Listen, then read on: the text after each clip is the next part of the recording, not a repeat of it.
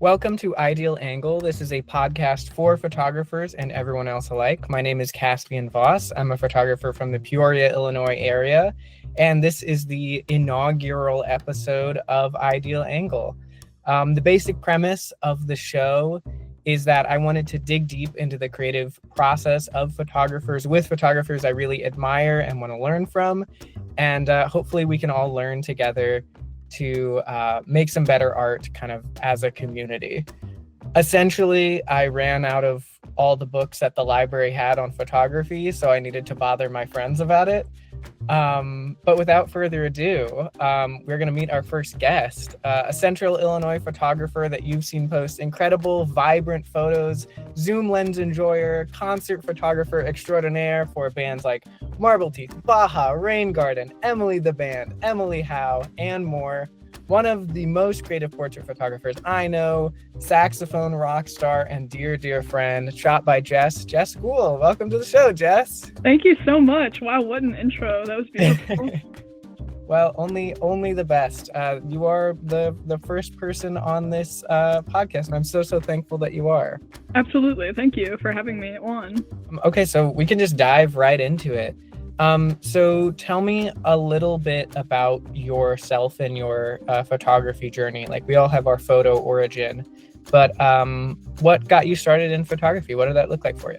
My name is Jessica. I'm a college student finishing up a bachelor's degree in music education. I'm also a portrait and concert photographer. So I started in Peoria, but I also do photo work in Southern Illinois and St. Louis. And for my photo journey, I actually got started in photography by taking photos of friends on my phone. I always hated having my photo taken, so I was the go-to photographer of like my high school friend group, because I just didn't like being in photos. So I started borrowing a camera from my best friends to take photos of them. Their name is V, and I might end up talking about them later because they're in a lot of the photos I take. But with that camera that I borrowed from them, I took senior photos for people for free. And then the rest was history. Like, I got my own camera and was able to start experimenting more with like manual settings and actually learning like what my camera does. So beyond that, yeah, now we're here. I don't know. Well, that's incredible. Shout out V for getting you, letting you borrow the camera. Yeah, borrowing a camera is, I feel like, the spider bite for all Peter Parker photographers. Like, I fear it is. Yeah. It's a slippery slip. Well, that's really cool. So you got started like taking pictures of your friends, and has that by extension just been like, oh, I love to take pictures of the people I care about? That's gonna be sort of the start for you. Yeah, I love taking photos of people. I don't know, I've tried like dabbling in like nature photography or like, I don't know, landscape photography, but if there's not people in it, I don't care about it as much. Like, I don't know, there's something so beautiful about like human expression and just like other people. I don't know, it's my favorite subject in the world, so I can't stay away. I don't know. That's really cool. Yeah, it's I always had a little bit of trouble with nature or landscape because I was like, what is the subject here? And trying to like branch into that has been really interesting. So that's really cool. I would love to see I would love to see how you would do landscape and nature photography. I think that'd be really awesome. So one day I'll try. Yeah. One day you'll find a very photogenic tree. Yeah, and so true. Okay, cool. So one other thing, like, getting started, like taking pictures of your friends and everything, you're also really involved in the DIY scene. Being like a college student yourself as well, like the DIY scene is kind of all over. I am no stranger to being in a basement of a show with like, it's pitch dark and you just have to make the best of it. But it's really unique. It's a unique experience. So tell me about the challenges and the rewards that you find working in those DIY spaces. Yeah, so the main challenge in the beginning was actually just understanding the culture. Like, when is it appropriate to use flash? Like, where should I be standing? How do I navigate the audience? How close should I be getting to everybody and the artists? So it takes like a bit of experience to recognize what I should and shouldn't be doing.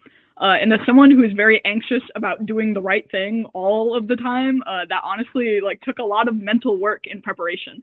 So like the most challenging part for me was honestly just like attending shows and making myself like known and seen in the scene, and posting that work, because it's a very vulnerable thing to try something new for the first time and have other people see it. So yeah, it was just like really understanding the culture just through exposure therapy, like trying to navigate that. And then the most rewarding part of working in the DIY space is probably just like the connections I've made. I've made a lot of like friends and acquaintances, and it's nice to see like a friendly face at shows, and it just pays to be kind to people in general.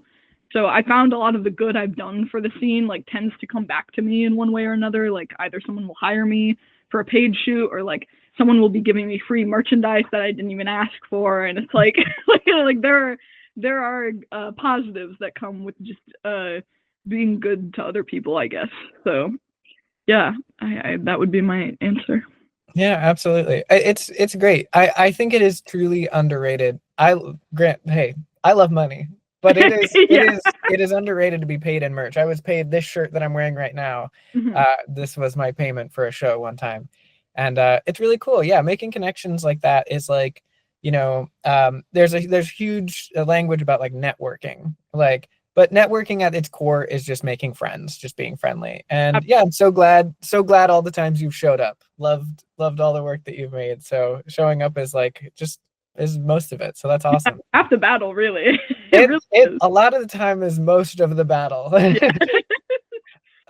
Yeah, well, that's really cool. Yeah, so that kind of just like that DIY space, I feel like has a really special way to be able to connect with people in it, and you get a really intimate view that you might not get at bigger venues. Like, you might see the same person running door at shows across the city, and it's really cool. Absolutely. And with that like more intimate view, I guess like it's also interesting. I have a closer look at the artists than I would at like a major venue where I'm behind like a barricade or two and I have to shoot from the pit. Like I don't know. It's there's something very rewarding about just getting like a really close face shot compared to like, oh, I'm shooting from I don't even know the sound guy's like little space. Like like I don't know. I really love just being up close and personal with that.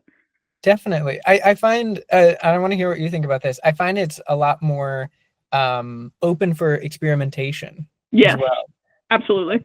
Like, yeah, I mean, some of my favorite like light drag photos are like experimenting with a flash that if you did it at like a bigger venue, you would be pulled out the door by your feet. Like, Yeah.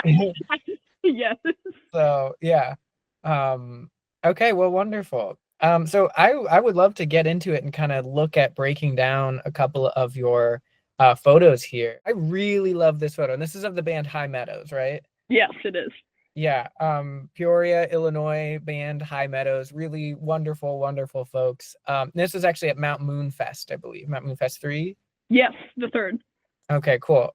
So yeah, let's break it down a little bit. What does it look like for you on the day? Like what are you looking for in composition, lighting, stuff like that? Like let's talk through this photo a little bit. Yeah, so in composition, I usually like really look to represent the model in like a captivating way, whether that means like centering them or offsetting them, so there's some sort of frame around them. I actually look through the crowd a lot to provide that perspective, but I also love shooting between like different instrumentalists on stage and like wires and mic stands, and that's where this photo comes into play because the entire photo is framed by other people playing, mic stand and wires. Like all three like really come into play here, and I love it so much. I really love like the cascading guitars that we have in this photo. I feel like I adore it so much. The focal point of this photo is actually his name is Spencer. Incredible, amazing guitarist. Very, very good. Always a great focal point in any of my High Meadows shots. Because he gives a really good facial expression. But yeah, I don't know. What else would you like me to talk about regarding this photo? Well, I love this photo for so many reasons. Like one, the color palette is really pleasing to the eye. Like with the farthest or portion of the subject being illuminated in that like green, it really highlights the dimension and the like there's so much dimension in this photo. I was gonna ask what did your gear look like for this? Because it looks like a fairly shallow depth of field on Spencer there, and then like you've got the blurry hand in the front, and then even the guitarist behind is a little it's like very shallow depth of field. And I think it's just so cool how you have framed that with everything in it. I love this photo a whole bunch. Thank you so much. So my gear is like so rudimentary. I've been using the same stuff for the past 4 years, and it's taken me very far. So I use a Canon Rebel T7 starter camera, lovely starter camera. You can do so much with. And then my zoom lens, my 70 to 200 millimeter zoom lens I used for this. She is so good to me, and I use it for almost all of my photos. I don't know if Griffin did the lighting for this. Sometimes he does the lighting for shows and just like messes around, and it looks incredible. So if that was him, shout out to him. If not, then shout out to whoever actually did it, because I have no idea. But they just had some like slowly like going into different colors lighting. I don't know how to describe that, but it was really nice. The separation between the green and the blue like kind of split stage basically, and it split to that perfect point where the subject in the back, I do not know his name, but he like I think the split between him and Spencer just looks incredible there. So yeah. I really just there's so much I could go on and on and on about with this photo. Like the dimension of it is beautiful as well, and that lighting, and then also the kind of like the angle of it that's slightly ajar, I think leads so much to this particular focus right on his face, and I think it's just so wonderful. What does your post process look like? Like, what are you using to edit this? Would you like bump up any of the colors or anything like that? Yeah, so I love bumping up vibrance so much. I think that I love color, I really do, and I've tried doing black and white sometimes, and I think it's great for certain things, but like at a show like this where the colors are just so in your face, like how could I not play with them? I use Polar Pro Studio, which is a terrible editing software that I would not recommend to anybody. It is abysmal. It crashes all the time, but it's mine, is the thing. And I'm too lazy to learn Photoshop, so this is where we're at. It costs for the pro program, I pay like I think $5 a month for it or something. And I've definitely messed with the colors of this photo. I don't remember. I probably bumped the blues up a little bit, but basically with that software, I usually bump up grain quite a bit, bump up sharpness, because I prefer it to look grainy than for it to look blurry or like obstructed in some way.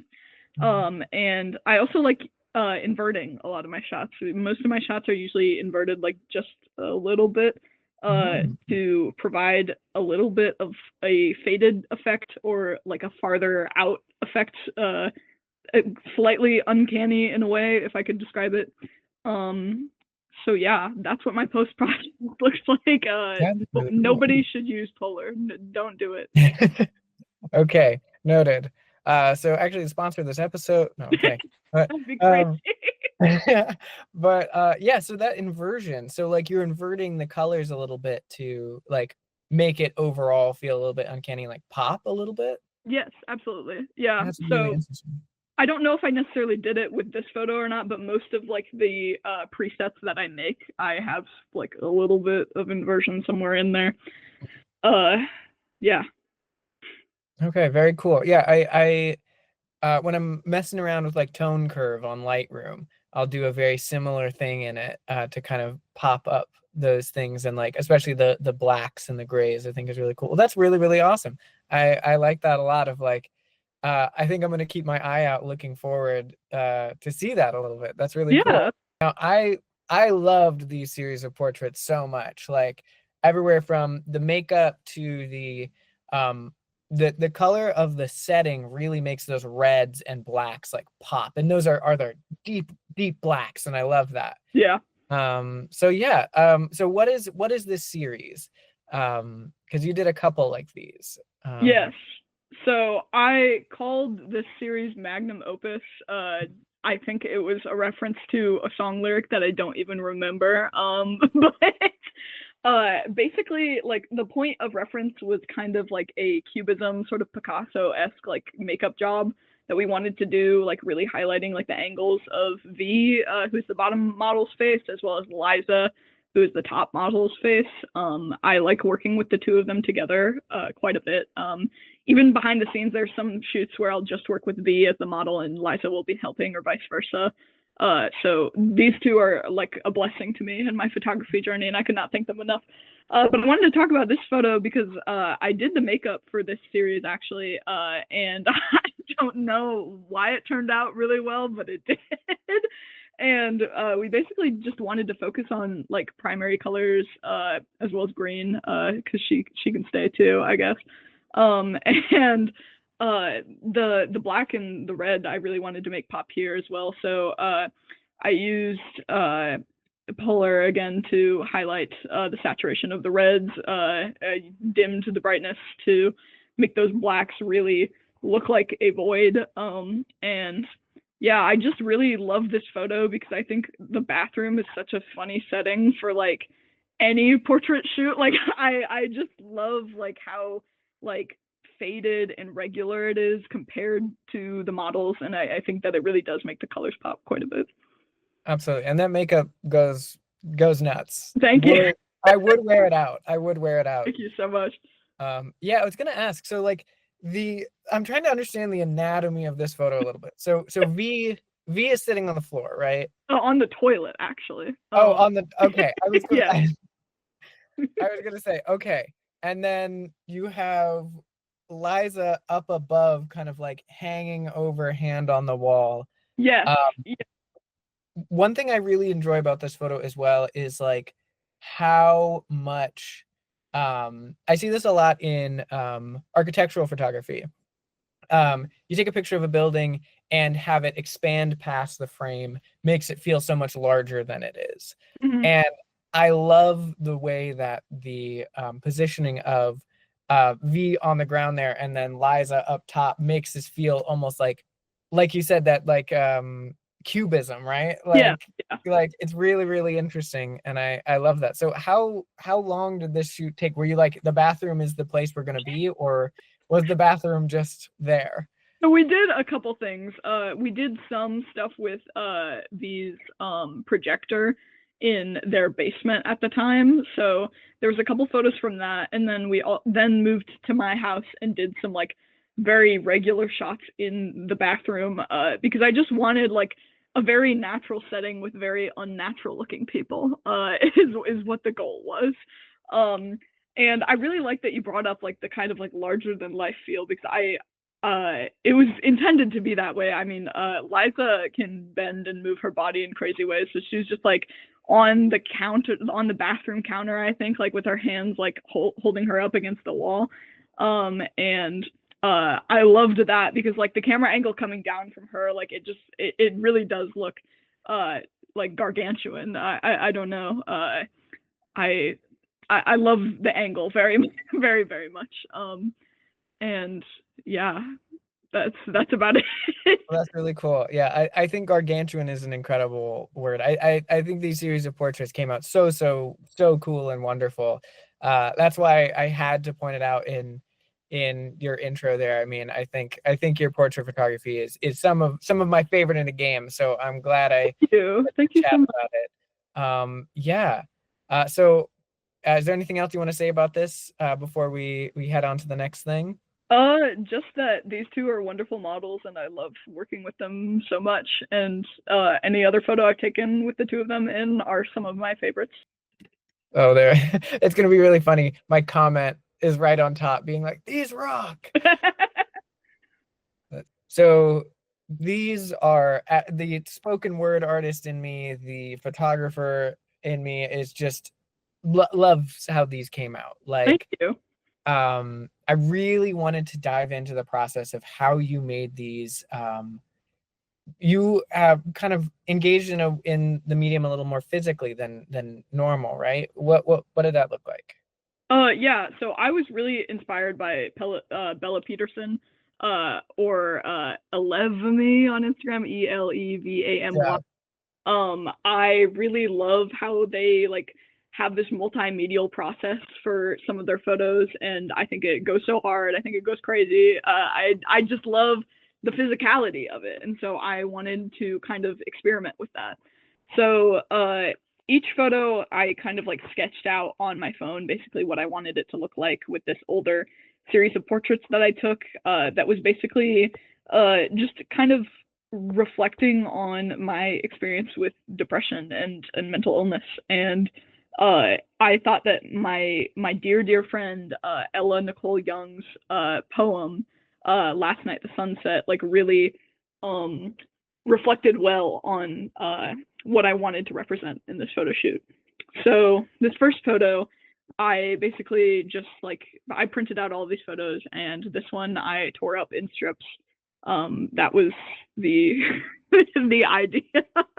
Mhm. I kind of wanted it to sort of represent like I guess a tearing of the psyche or something, and that sound I don't mean for that to sound like poser-ish, but that's just kind of what my thought process was like. I don't know if it's poserish to relate your own experience to your own art, but Yeah, no, it's not.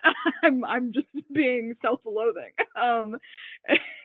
So anyways, and then I actually just sketched out the words using like a very thin pencil on like what's it called? Uh when you edit on your iPhone, what's the word for that? Markup. oh, I used markup is what I used. So I couldn't figure out a good way. I tried using like white colored pencil to mark out the words, and I was like, this just isn't giving me like the pop I need. This isn't giving me the sharpness that I need, so I just did it digitally. And you'll see that a couple of times throughout those. And then I can talk about the second photo if you would yeah, like. absolutely. We can just go through all of these. This one I just used permanent marker for. I just kind of dotted the photo, and it kind of goes hand in hand with the next photo, which I used paper clips for the words. Incredible. Yeah, so those are all paper clips that I like bent Wow. like hell. Um, and so that was I wanted a better way to I don't know, just make the words like come off the page, I suppose, because the line like I must recall like felt very powerful to me in the sequence of words, which by the way, if I didn't mention in this poem is on those nights when bleak blots out the stars and I am forced to sit with strife, I must recall that heavy though it may fall, rain is but a chapter in the greatest stories, and tomorrow there will be morning glories. And I think it's just like a beautiful like little piece about I don't know, coming away from something horrible and picking yourself back up after that. And so I wanted the words to be big and in your face, and I didn't think that the photos alone could really represent that. So I used paper clips for this shot, and then I outlined them a little bit using markup again to get that sort of like I don't even know, like twisty feel on the letters. I don't know how to describe that. Really, really cool to hear like that you use paper clips as well. And this poem I think is so beautiful. I'm gonna obviously like link to all your stuff below, but this post really was super cool to like hear. It's like see it appear on my feed, and just yeah, really, really wonderful. The way that you paired it with the poetry as well. I think it's just another example of the way that you were like, you know, you got into this to like be with your community, to be with your friends, and continue to just like add with your friends' art. I think it's wonderful. So. Yeah, no, it's really, and I've done other stuff reflecting Ella's poetry before, actually. She has a great poem called If We Were Weavers that I did some portrait photography with V and Liza to represent that poem as well, actually. So Wonderful. yeah, I just like uplifting my friend's works. I think she's an incredible poet. That's amazing. Yeah, I can't wait to see what's next for both of you. I mean, again, as a huge fan of spoken word and photography, I am a happy camper right now. Thank So you. you touched on this a little bit earlier. But gear is not everything. I am the most staunch anti-gear head there is. But it certainly can play like a part in a unique look. You talked about your handy dandy zoom lens earlier. So what's in your bag on the day? What do you bring with you? Do you have any like tips or tricks with gear or anything like that? Yeah, so not only do I have the Canon Rebel T7 and the zoom lens, but I also have my Canon EF 50 millimeter, the Nifty 50, which you recommended to me when I was starting photography. And I use that for close-ups and low lighting, especially. There was a house show I recently used it at a ton, and it is beautiful. I love that it has such a low f-stop. I love it so much. And I also use the kaleidoscope prism lens filter very rarely, but I do use it if I'm really wanting some extra nifty effect, especially in concert photography. Extra SD cards for if I get a little trigger happy and I just need to, if I use one up, that's what that's for. And then also earplugs. Because tinnitus is no joke, and I think photographers should use earplugs a lot more. Yes. My main gear tip, I think I already kind of touched on this, but a lot of people get really caught up in having like an expensive camera or a great lens and like what can I add to my gear to make myself better. But a great gear does not a great photographer make. And I think you can really go such a long way with whatever you have, even if what you have isn't much, because what I have isn't much as a poor person that doesn't have the money for a really expensive camera. So yeah, that's what I have to say about that. No, absolutely. Some of my favorite photos I've ever taken were on a now 15-year-old Nikon D3200. Like, it's truly about the eye. It's truly about the eye. And yeah, that's really cool. I had no idea that I knew I'd recommended the 50 to you, but I didn't know that it was but yeah, it's really cool. Like, gear can be really fun to be able to engage in stuff. Sometimes you need that a 1.2, 1.4 in a low light setting, but that doesn't always mean that the photo is going to be, exactly what you want it to be. So that's really cool. I love how you use your zoom lens, by the way. Thank you.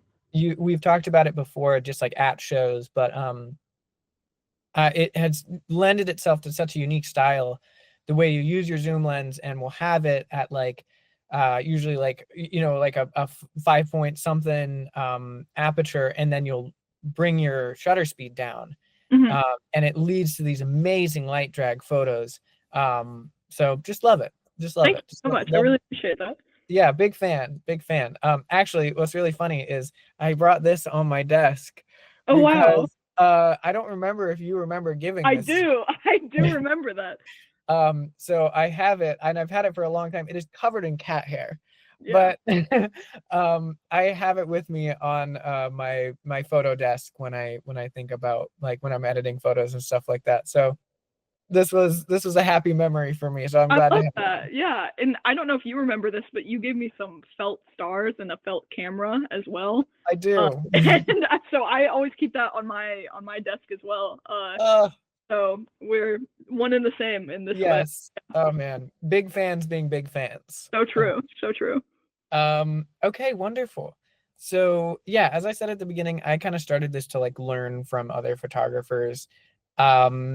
Is there something you'd love to see more in the photography field overall? Like besides wearing earplugs, which everyone should wear good earplugs. Yeah. So other than like combining the physical medium, which we've already kind of talked about, I think that photographers, especially in concert photography, should shoot from the crowd like way more. I love shooting through the crowd. I think it's such a great way to frame photos, and some of the best photos that I've ever taken that I love so much have been taken like through this guy's head and this guy's elbow and like something happening here. Like a lot of those Mount Moonfest photos I took shooting through the crowd, and there's so many like cool angles and cool framing that you can work with by doing that. So that's my number one wish from the photography community is start shooting in the very middle of the crowd, not near the front at all. I need you to be in the middle of a ton of people because it's beautiful. I think it is. And it really like there's a very cool image right at the front of the crowd, right near the stage, and there's a very cool image that really makes you feel like you're there when you're in the crowd as well. I'm also a huge fan of being in the crowd. Granted, I am 6'2" when I'm in my boots, so like I'm like sticking out like a support beam. But yeah, I think it's really cool. Okay, cool. So any advice for anyone just starting? Maybe like a lesson you learned the hard way, anything like that, a style you really clicked with, that sort of thing, skill that took time? I wish I had started by shooting in manual mode.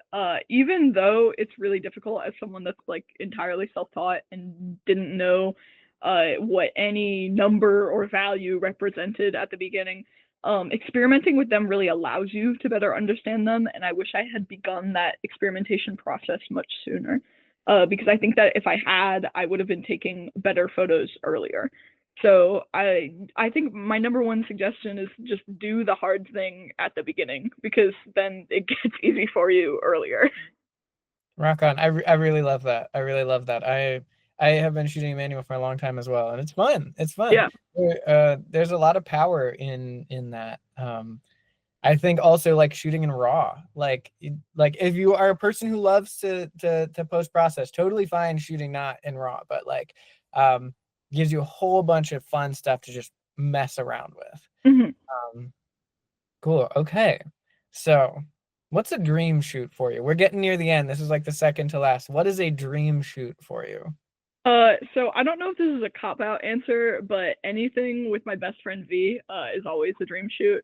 We have a lot of ideas lined up, and after getting my degree and like actually starting a salary job, where I have the money to make like some ideas come to fruition, I'm really excited to see what we can do. So, my answer is just anything with my friends, anything that I get to like see like one of my favorite people in the world model. That's my dream shoot, really. That's amazing. That's amazing. Yeah, it's really fun, and I think more and more every time I see you post stuff, I think I mean, I've always been a big fan, and I just think I have seen you like hop and leap like skills, and it's been so cool. So I'm really glad to see that. Yeah, if you scroll back, there's a very large leap in quality somewhere. I like it all, for the record. Thank you. Yeah. So this is the second to last question. Are there any photography influences you have at the moment? Any people you think would be cool to hear from or something like that? I really again love Bella Peterson's work. I adore it so much. Your work obviously is a big influence. Absolutely always has been. Someone I want to talk about is at the editorial style on Instagram. Danny. She has been a major influence in my photography since like I very first started shooting.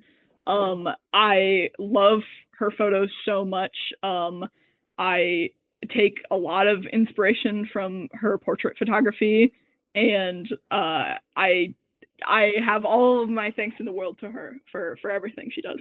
And the last person I want to mention is at Richmond Photographer on Instagram, Allie Hansen. She is an incredible wedding photographer. She also used to do portrait photography and is now getting back into it recently. I think she is incredible. She does so much cool film stuff that I wish I could do if I was a film photographer.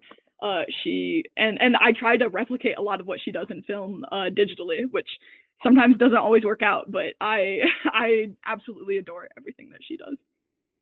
Okay, wonderful. All these people are being added to a mental list. Beautiful, incredible. Yeah, the amount of DMs I'm being like, hi there, we have never met or spoken. Absolutely. Yeah.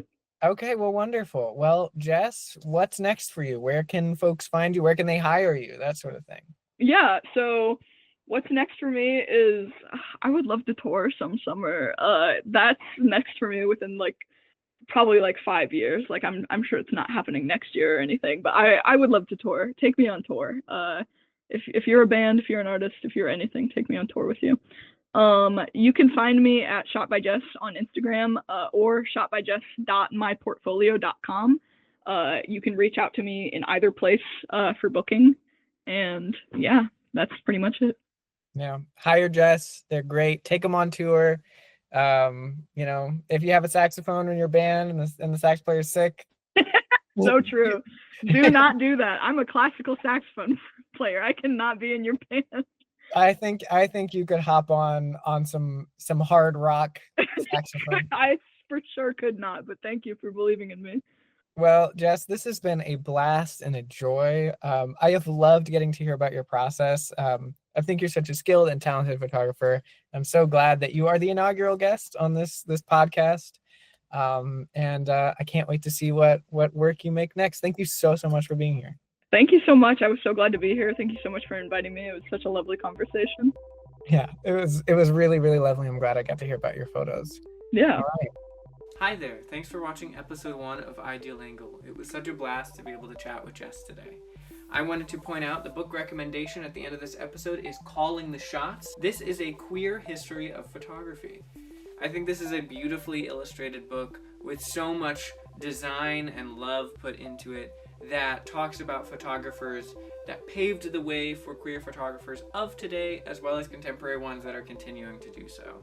It is not an easy time to be a queer person in the United States, let alone the world right now. And it has never been an easy time if you are non-white especially. So this book really acts as a celebration of queerness as a whole from so many different perspectives over the ages. And I just love it. I've read it through a few times and I got it from my local library. You can also get it from your local bookstores as well. I hope you read it and I hope you enjoy it. Queer rights and trans rights forever. Have a great rest of your day.